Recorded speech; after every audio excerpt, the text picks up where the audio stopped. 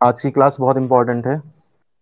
आज आपको कंडीशंस समझनी है, उनके बाद देखना है क्या क्या चीज़ें होती हैं, और उसके बाद तब आप क्वेश्चंस देखेंगे तो आपको बिल्कुल आसान लगेंगे। और अगर आप कंडीशंस को नहीं समझते हैं और बिना उसके काम करने लगते हैं तो आपको थर्ड सेमेस्टर तक प्रॉब्लम ही प्रॉब्लम रहेगी। इसलिए आप देखिए जो टर्म्स यूज करी जाती है उनका मतलब क्या होता है। आप तब तक टॉपिक डाल दीजिए आज का, रेखीय समीकरण निकाय को हल करना। और अगर कल का वीडियो, देखिए कल तक का देखा है किसी ने, नहीं देखा कोई दिक्कत नहीं है, आज का देख ले वो, बस उसे डिटरमिनेंट को एक्सपेंड करना आता हो तो वो ये काम कर ले जाएगा। ठीक है ना। देखिए सबसे पहले हम हेडिंग डालते हैं, रैखिक निकाय समीकरण का मतलब क्या होता है। रेखीय समीकरण निकाय, ठीक है ना। रेखीय मतलब लीनियर, निकाय मतलब system, system of linear equations, linear equations. इस वर्ड का मतलब क्या है अगर आप समझ जाएंगे तो इक्वेशंस को आसानी से पहचान पाएंगे आगे चल के।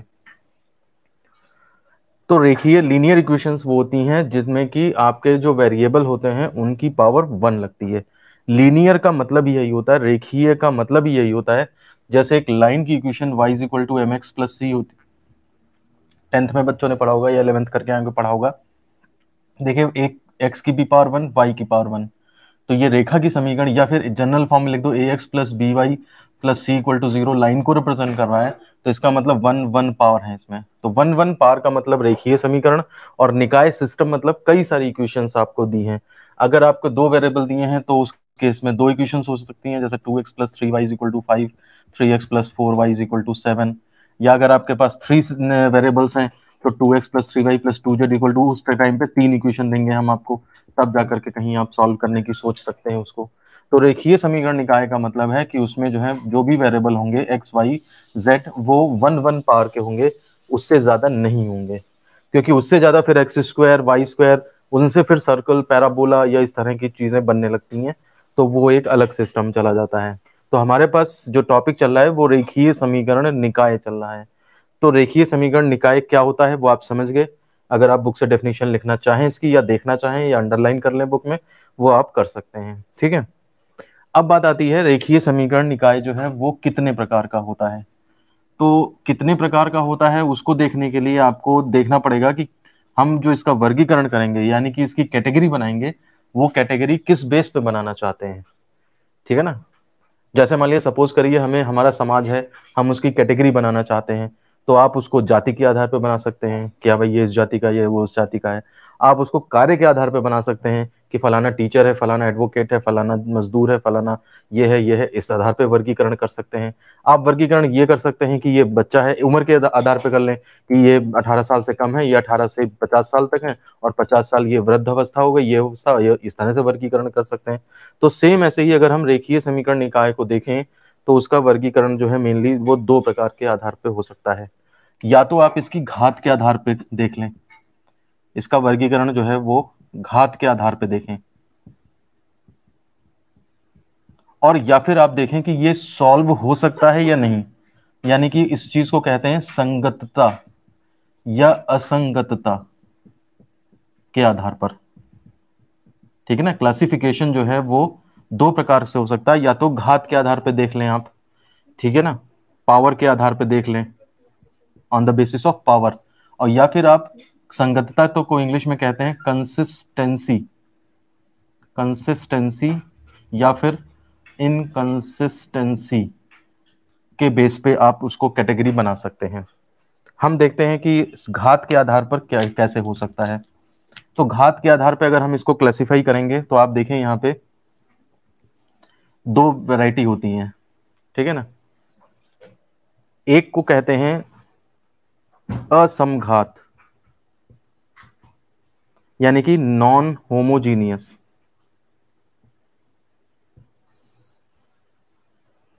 होमोजीनियस पूरा एन ई तक जाएगा, फिर ओ यू एस लगेगा। असमघात रेखीय समीकरण निकाय, रेखीय समीकरण निकाय ये पूरा लगा रहेगा, है ना। और एक आएगा समघात रेखीय समीकरण निकाय, यानी कि homogeneous. System of linear equations. अब पहचानिए, मैं तरीका बताता हूं आपको क्या पहचान का तरीका है असमघात रेखीय समीकरण निकाय का। तो देखिए, अगर मेरे पास इस कैटेगरी में जो इक्वेशंस होंगी, आप इसके नीचे लिखिएगा, मैं अगर यहाँ पे लिखूंगा तो शायद आपको दिखाई देना बंद हो जाए। ऐसी इक्वेशंस जो आपकी ए एक्स, चलो अच्छा यहीं पे लिख देता हूं। जैसे मान लीजिए सपोज करिए A X plus B Y plus C Z is equal to D, 1 1 1 लगा दीजिए।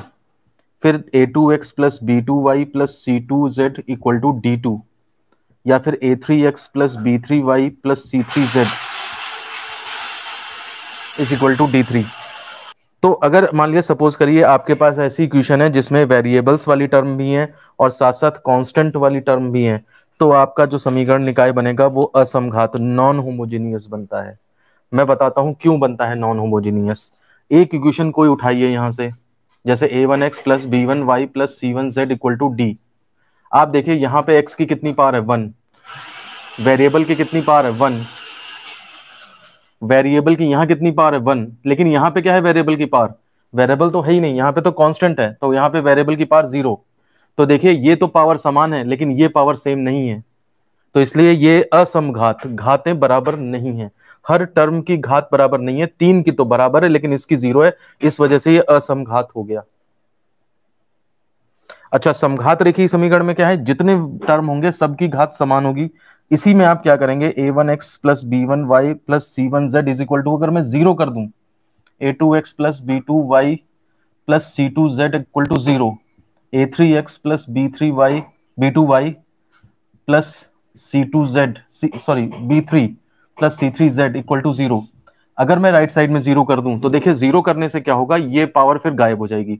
अब आपके पास 3 ही टर्म बचे, उनकी सबकी पावर 1 1 है, तो आपने क्या, आपका समीकरण निकाय क्या हो गया, सबकी घात समान हो गई। तो सबकी घात समान होने का मतलब ये हुआ कि ये हमारा समघात रेखीय समीकरण निकाय हो जाएगा। जो आपका डिफर कर रहा था वो हटा ही दिया आपने। तो आप हमेशा ध्यान रखें, होमोजीनियस में क्या होगा, इक्वल टू में 0 आता होगा, नॉन होमोजीनियस में क्या होगा, इक्वल टू में राइट साइड में टर्म आते होंगे। तो आप ध्यान रखिए इस चीज का कि असमघात रेखीय समीकरण निकाय, इसमें ये घातें समान है एक्स वाई जेड की, लेकिन यहाँ पर कोई वेरिएबल नहीं है, इसलिए डिफर कर गया, इसलिए असमघात नॉन होमोजीनियस। होमोजीनियस मतलब समान होता है, आपने इसको फिजिक्स में भी पढ़ा है, प्रिंसिपल ऑफ होमोजीनिटी, विमीय समांगीयता का सिद्धांत, है ना। तो समांग मतलब समान नहीं है इसमें पावर्स, इसमें समान है क्योंकि हमने कांस्टेंट टर्म हटा दिया है यहाँ पे। तो ये आपकी इक्वेशंस जो हैं वो नॉन होमोजीनियस है, और ये पूरा तीनों मिला के आप कहेगा जाएगा system of non homogeneous system of linear equations. यहाँ पर homogeneous system of linear equations, इस तरह से इनके नाम पड़ते हैं। अब देखिए आप इस पे आइए, संगतता और असंगतता के आधार पर कैसे वर्गीकरण करेंगे हम। तो संगतता और असंगतता का मतलब आप समझ लीजिए पहले, कंसिस्टेंसी इनकंसिस्टेंसी। अगर मान लिया सपोज करिए किसी इक्वेशन का सॉल्यूशन निकलता है, कोई इक्वेशन सेट ऑफ इक्वेशंस दिया है और उसका सॉल्यूशन अगर आप निकाल पाते हैं, सॉल्यूशन एग्जिस्ट कर रहा है, तो हम उसे कहते हैं वो संगत है। संगत मतलब यह है कि वो इस लायक है कि आप उसको सॉल्व कर पाए। और अगर उसका सॉल्यूशन नहीं एग्जिस्ट कर रहा है, सॉल्यूशन उसका नहीं एग्जिस्ट कर रहा है, तो इसका मतलब होता है कि वो सिस्टम हमारा ऐसा नहीं है, इस लायक नहीं है कि उसका सॉल्यूशन निकल पाए, असंगत है। ठीक है ना। तो इसको हम क्या करेंगे, आप इसमें कंडीशन डाल देंगे, संगतता के आधार पर दो तरह का सिस्टम हो सकता है। पहला, संगत रेखीय समीकरण निकाय, रेखीय समीकरण निकाय, और दूसरा असंगत, असंगत रेखीय समीकरण निकाय। संगत रेखीय समीकरण निकाय का मतलब है जिसका सॉल्यूशन एग्जिस्ट करे, जिसका हल एग्जिस्ट करे, हल निकल सके, जिसका हल हो। और असंगत कौन सा है, जिसका कोई सॉल्यूशन नहीं है, जिसका हल नहीं निकाला जा सके, तो उसे हम जो है वो असंगत कहेंगे। ठीक है, असंगत रेखीय समीकरण निकाय वो है जिसका कोई हल नहीं निकाला जा सकता। अब देखिए जिसका हल है उसके भी केस बनते हैं। आप इसको ऐसा करिए, इसके नीचे आप कैटेगरी बनाएंगे दो, मैं यहाँ पे आके बना देता हूँ, ठीक है। दो ये कैटेगरी बना दीजिए, ये इसके नीचे ही होंगी। हल, अगर हल है मान लिया सपोज करिए, तो हल भी दो प्रकार का हो सकता है। एक तो होता है अद्वितीय हल। अद्वितीय हल को इंग्लिश में कहते हैं यूनिक सॉल्यूशन। इसमें आपकी सिंगल वैल्यू निकल आएगी, जैसे मान लिया x की वैल्यू 2, y की वैल्यू 4, z की वैल्यू 6 निकल आई, ये आपका यूनिक सॉल्यूशन हुआ। कभी कभी x की वैल्यू आपकी 0, y की वैल्यू 0, z की वैल्यू 0 भी आ सकती है, ये भी यूनिक सॉल्यूशन का प्रकार हो सकता है। लेकिन एक होता है अनंत हल। सॉल्यूशन तो है लेकिन बहुत सारे हैं, इनफाइनाइट सॉल्यूशंस। इनफाइनाइट सॉल्यूशंस, इसमें क्या होता है कि आपके जो हैं वो सपोज z को k मान लिया जाता है, और z को k मानने के बाद x और y में दो इक्वेशन है, उनको सॉल्व करके k की टर्म में वो भी आ जाती हैं इक्वेशंस। तो x equal to y equal to z की वैल्यू k की फॉर्म में आती है। अब आप इसमें k equal to 0, k equal to 1, 2, 3, 4 so on put करते रहिए, और आपके एक्स वाई जेड के मल्टीपल वैल्यू निकलती चली जाएंगी, मतलब मल्टीपल सेट्स निकलते चले जाएंगे। तो इस तरह से आपके इनफाइनाइट सॉल्यूशन एग्जिस्ट करते हैं। तो सॉल्यूशन अगर है, संगत है, तो सॉल्यूशन है। सॉल्यूशन भी दो तरह का हो सकता है, दोनों केस में संगत कहा जाएगा। आपका एक यूनिक सॉल्यूशन हो सकता है, कोई वैल्यू फिक्स निकल आए, या 0 0 भी आ सकती है।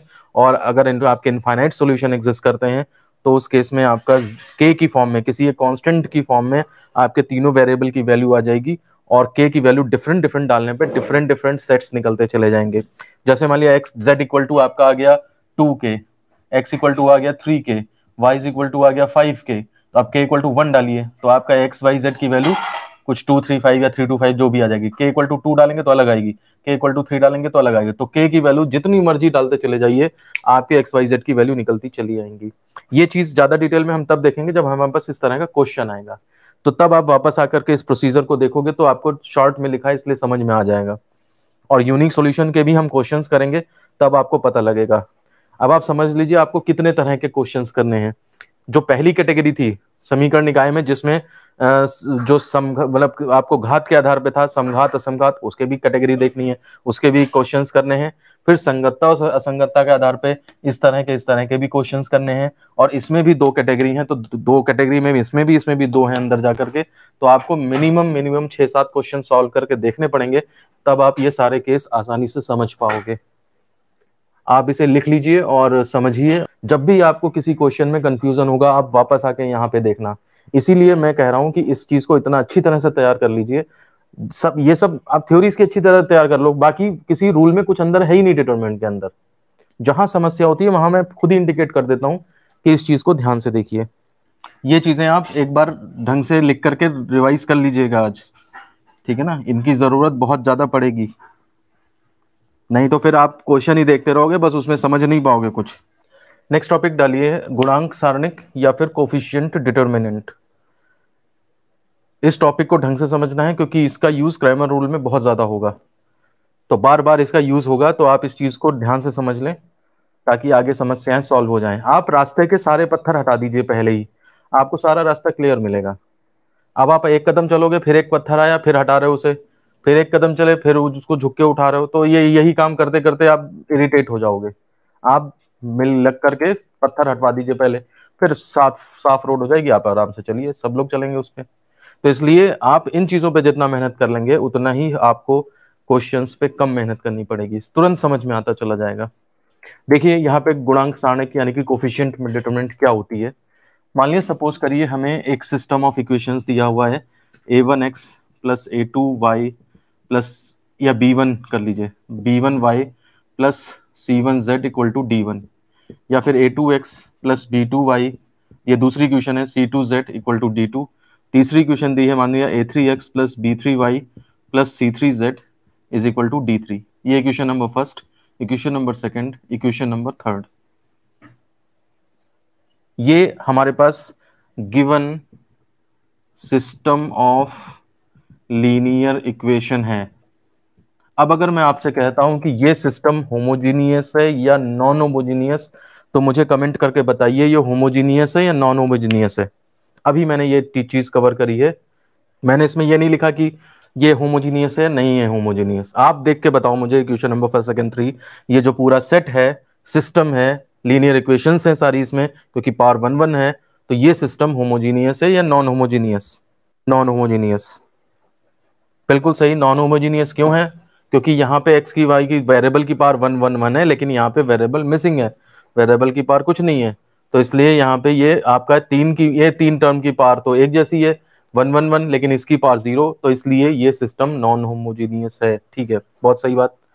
इसमें आप जो वेरिएबल हैं, जैसे मान लिया ये आपके वेरिएबल हो गए, ये ए वन, ये सॉरी एक्स है, ये वाई है, ये जेड है, ये वेरिएबल्स हैं, इनके जो गुणांक हैं, यानी कि A one B one C one, ऐसे इसके अंदर A two B two C two A three B three C three, इनसे बिल्कुल इसी ऑर्डर में हम एक डिटरमिनेंट अगर बना दें, तो उस डिटरमिनेंट को कहा जाता है गुणांक सारणिक। ठीक है ना? तो इनसे आप जब गुणांक सारणिक बनाओगे, आप इसको नीचे लिख लेना, क्योंकि नीचे फिर शायद जगह न रहे मेरे पास। इनकी जो गुणांक सारणिक बनेगी जाकर के, वो बनेगी delta equal to determinant a one B one C one, a two B two C two, A three B three C three. बस इतना ध्यान रखना है आपने। गुणांक सारणिक जो होती है वो एक्स वाई जेड यानी कि वेरिएबल्स के जो कोफिशिएंट हैं उनकी डिटरमिनेंट होती है, तो कोफिशिएंट्स की डिटरमिनेंट होने की वजह से इसे कोफिशिएंट डिटरमिनेंट कहते हैं, गुणांक सारणिक कहते हैं। आप लिख लीजिए जरा इसे, किसी को समस्या नहीं होनी चाहिए, बहुत ही सिंपल सा कंसेप्ट है। तो आप डेल्टा समझ गए, डेल्टा आप आगे से बोला करेंगे तो आप समझ जाएंगे कि ये कोफिशिएंट का मामला है। अच्छा, इक्वेशंस में इक्वल टू के कांस्टेंट टर्म इक्वल टू के राइट साइड में ही होना चाहिए अगर आप आगे सॉल्यूशन करेंगे इस चैप्टर में। अब देखिए, तीन और डिटर्मिनेंट आपकी बनाई जाएंगी, delta one comma delta two और कॉमा डेल्टा थ्री। ये तीन डिटर्मिनेंट कैसे बनेंगी उनका तरीका हम समझाते हैं। जो आपका ये कांस्टेंट वाला टर्म है, ठीक है ना, इससे जो डिटरमिनेंट बनेगा, ये जो स्तंभ है, ये कॉलम दिख रहा है आपको, अगर मैं इसको अलग से लिख लूं तो d one d two D three, ये कांस्टेंट टर्म की एक आप कह सकते हैं एक ऐसी सारणिक है जिसके अंदर रोज तो तीन है लेकिन कॉलम एक ही है। डिटरमिनेंट को डिटेल में जब पढ़ते हैं तो बताया जाता है उसमें कि रो डिटरमिनेंट, कॉलम डिटरमिनेंट, इस तरह से होती हैं, नाम इनके हो सकते हैं।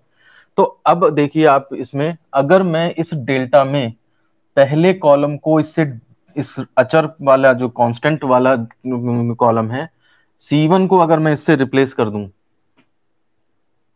तो मेरे को जो डिटरमिनेंट मिलेगी उसे कहा जाता है डेल्टा वन। ये मतलब आपको तब मिलेगा जब डेल्टा में C1 को अचर पदों से, अचर पदों की सारणिक से रिप्लेस करेंगे। ठीक है ना, ये तब हमें मिलेगा। तो देखिए, इसको रिप्लेस कर रहे हैं हम D1 D2 D3, पहले कॉलम को रिप्लेस किया, बाकी वही रखा रहने दीजिए, B1 C1 B2 C2 and B3 C3। तो ये हमारी डिटरमिनेंट कहलाती है गुणांक सारणिक डेल्टा वन, जिसमें कि गुणांक सारणिक है और डी जो पहला कॉलम है उसे रिप्लेस किया गया है। वन का मतलब C1 को रिप्लेस करना है। इसमें क्या करेंगे हम, C2 को रिप्लेस कर देंगे उसी चीज से, कांस्टेंट टर्म से, D1 D2 D3, और बाकी सब A1 A2 A3, और वो चीज वही रहेगी C1 C2 C3। तो इसमें क्या किया गया है, डेल्टा में C2 को अचर पदों से रिप्लेस किया गया है। डेल्टा थ्री में आप क्या करोगे, इसमें डेल्टा में C3 को हम अगर अचर पदों से रिप्लेस करें, यानी कि A1 B1 A2 B2 उसी तरह से रहेंगे, A3 B3, और C1 इसकी जगह पे आपका D1 D2 D3। तो चार तरह की गुणांक सारणिक हमारे लिए इंपॉर्टेंट है। पहली तो केवल डेल्टा, जिसमें आप वेरिएबल्स के कोफिशिएंट को आप केवल रखोगे, और इसके बाद राइट साइड में आपका D1 D2 D3 रहना है। वो अगर आपने C1 से वो रिप्लेस किया, इसी सारणिक में C1 से रिप्लेस कर दिया उसको, तो डेल्टा वन बनती है, C2 से रिप्लेस कर दिया तो डेल्टा टू बनती है, और C3 से रिप्लेस कर दिया अगर D वाले सेक्शन को, तो आपका डेल्टा थ्री इक्वल टू ये बनता है जाकर के। यहाँ पे डॉट डॉट डॉट ऐसे दिखा लेना, ये रिप्लेसमेंट है, यहाँ पे डॉट डॉट डॉट ये रिप्लेसमेंट है, और यहाँ पे डॉट डॉट डॉट करके ये रिप्लेसमेंट।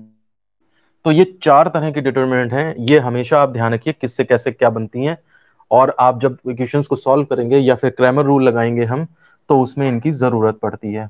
ध्यान से नोट करिए और समझिए। जो लेट आए हैं वो ध्यान देख लें, अगर हमारे पास ये इक्वेशन का सिस्टम दिया है तो इसमें एक्स वाई जेड के कोफिशिएंट से अगर डिटरमिनेंट बनेगी वो आपकी कहलाती है गुणांक सारणिक, कोफिशिएंट डिटरमिनेंट।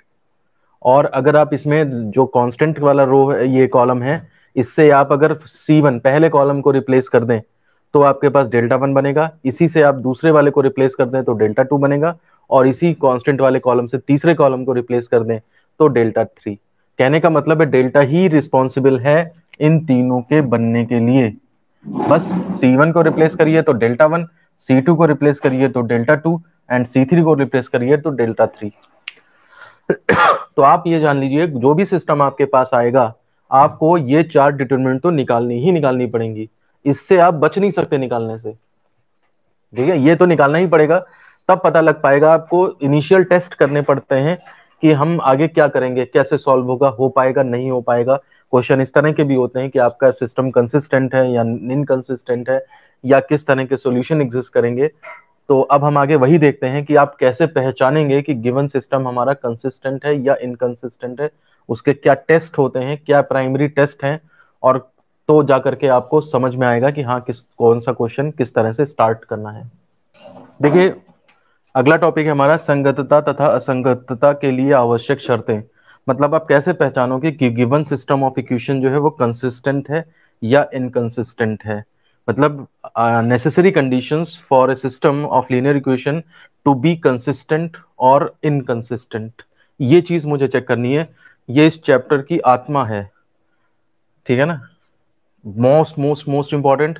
ये कंडीशन जब आपको पता रहेंगी तो आप कंट्रोलिंग पावर आपके पास आ जाएगी कि मुझे क्या करना है, पहले से ही आपको सब पता लग जाएगा। ठीक है ना।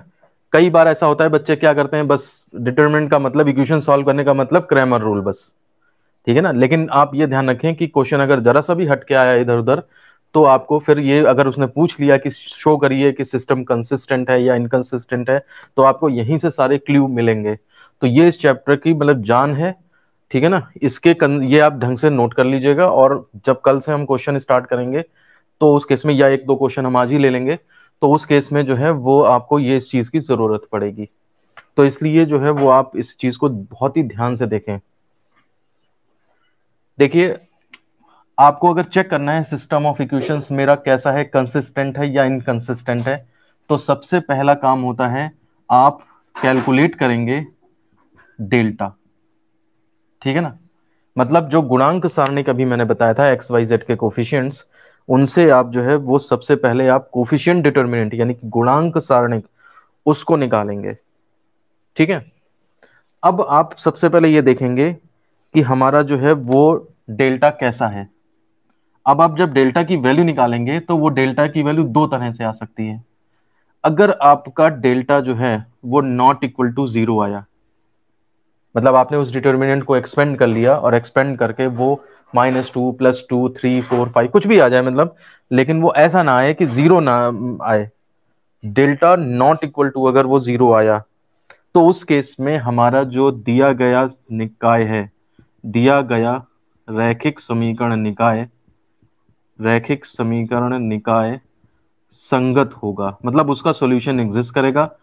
ठीक है ना, अर्थात हल उसका निकलेगा।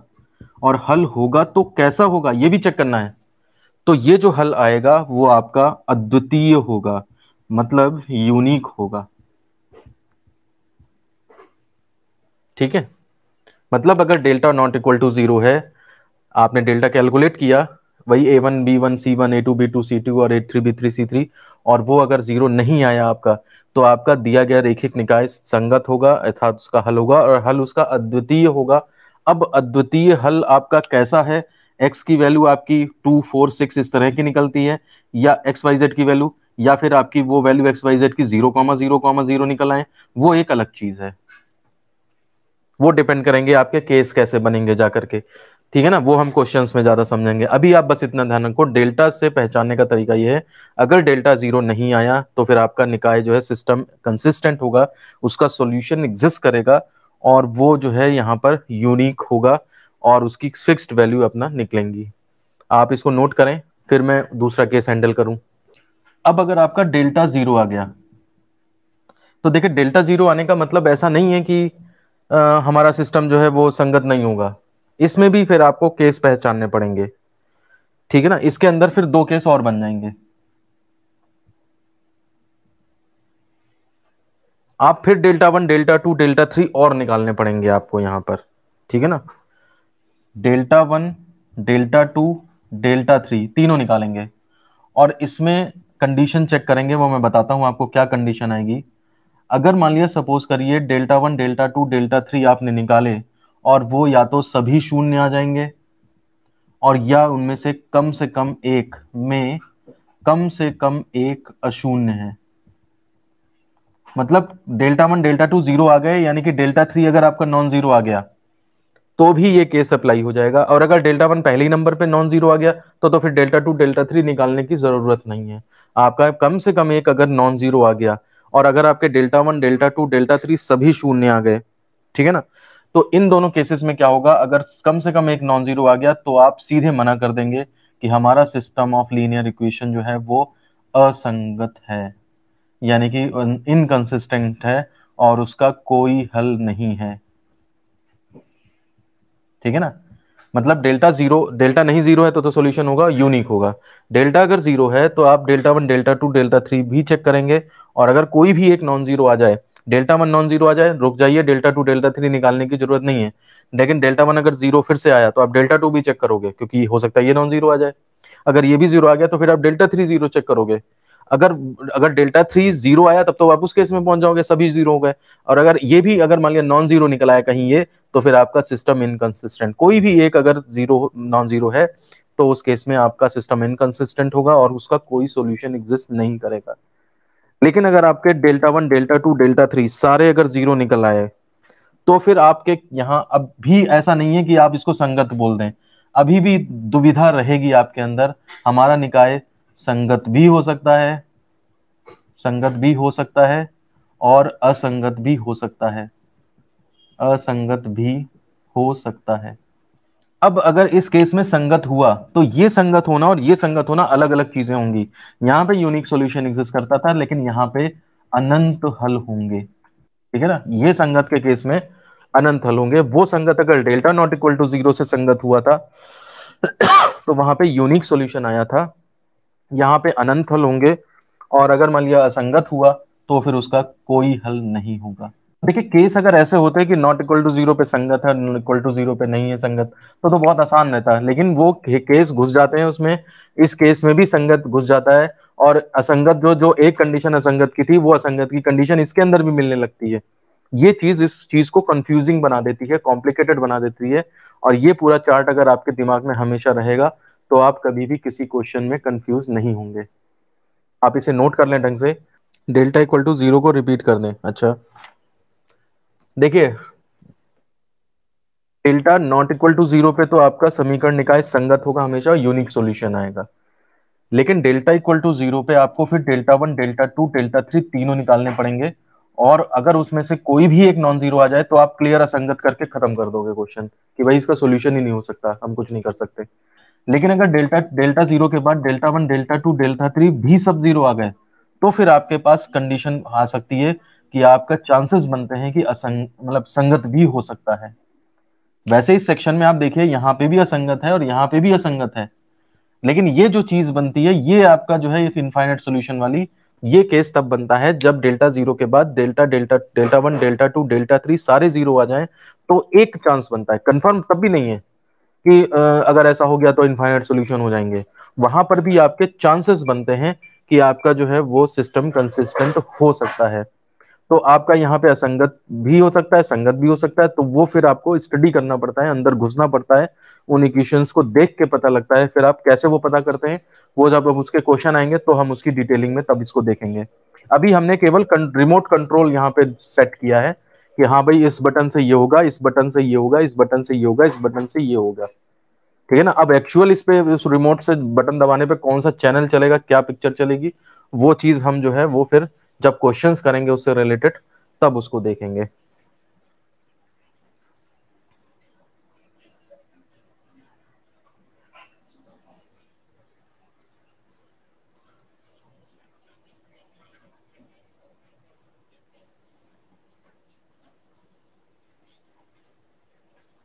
तो हमने आज आपको इसके रेखीय समीकरण निकाय को हल करने के लिए जो एक बेसिक कंसेप्ट थे वो आज आपको दिए। अब इसके बाद अगला टॉपिक आपका क्रैमर रूल है। क्रैमर रूल समझना है आपको, उसमें delta, delta one, delta to, delta three सबकी जरूरत पड़ेगी। और इक्वेशंस जब क्वेश्चंस करेंगे तो आपको ये सारी कंडीशंस की भी जरूरत पड़ेगी। इन सारी चीजों को आज आप लिख लेना ढंग से। लिख लिया है तो बहुत अच्छी बात है, नहीं लिखा है तो वीडियो देख के दोबारा लिख लीजिएगा और समझ भी लीजिएगा। वीडियो को दोबारा देख लिया करिए एक बार, ताकि वो चीजें फिर से रिफ्रेश हो जाएं। तो इसमें क्रैमर रूल भी बताऊंगा और उसके क्वेश्चंस कैसे करने हैं, और फिर लास्ट टॉपिक आपका रह जाएगा कि डिटरमिनेंट की मल्टीप्लिकेशन कैसे करी जाती है। बस उसके बाद ये चैप्टर कंप्लीट हो जाएगा। तो आपका समझ लीजिए 70% पार्ट कंप्लीट हो गया है और 30% पार्ट कंप्लीट होना है, जो कल या परसों तक कवर हो जाएगा। ठीक है ना। तो इसी के साथ मैं ये वीडियो खत्म करता हूँ। धन्यवाद। ठीक है, तो क्लास को खत्म करते हैं हम। चलिए।